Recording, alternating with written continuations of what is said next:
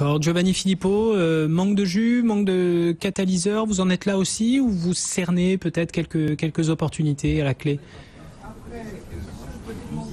C'est plus sur une approche technique, je pense, et en amont d'événements importants. On aura Lens Wedman, président de la Bundesbank, à 11h. Jérôme Powell cet après-midi. On aura quand même les élections en Italie ce dimanche 4 mars.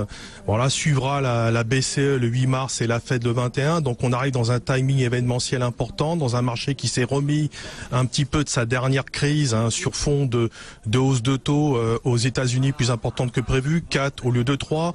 Ce serait peut-être aussi 2 parce que Bullard hier évoquait une politique monétaire moins restrictive, et ce qui serait à mon avis moins restrictif pour les classes d'actifs d'actions, puisque on a des facteurs économiques qui évoluent lentement, voire qui sont stables. Certains ont même régressé, comme on l'a vu en Europe avec les PMI il n'y a pas si longtemps que ça, même si ça reste à des niveaux assez intéressants. Donc sur l'aspect technique, on a touché un objectif quasi parfait, d'ailleurs à 2 points près, puisque l'objectif était le comblement du gap de rupture du 5 février à 5364,98 sur le cash. On l'a raté à 2 points près. C'est vrai que sur le futur, c'était 395, on s'arrêtait un petit peu à l'avant. Donc on a quelques tensions qui sont apparues à très court terme, un potentiel limité en base journalière, même si, comme Jean-Louis le dit, pour l'instant on conserve un petit billet haussier au-dessus de 325. On évolue dans une zone dite neutre, encadrée par la moyenne mobile à 200 jours, 5297, et la moyenne mobile à 100 jours, 5385.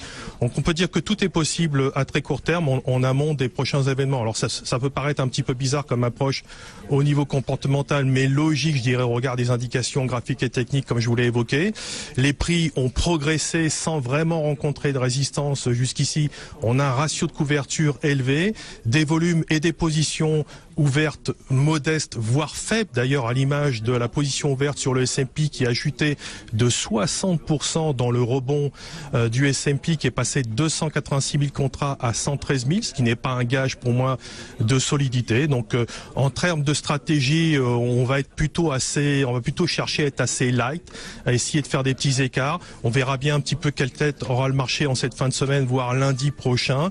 Voilà, je pense qu'un mouvement atypique est plus que possible, mais j'ai pas de préférence, plutôt agir post-événement, c'est plus sûr. Donc en termes de stratégie, moi je vais surtout surveiller 2 zones, la zone 290-270 avec niveau d'alerte 245, c'est un niveau une ligne de front qui s'est constituée la semaine dernière sur laquelle on a rebondi.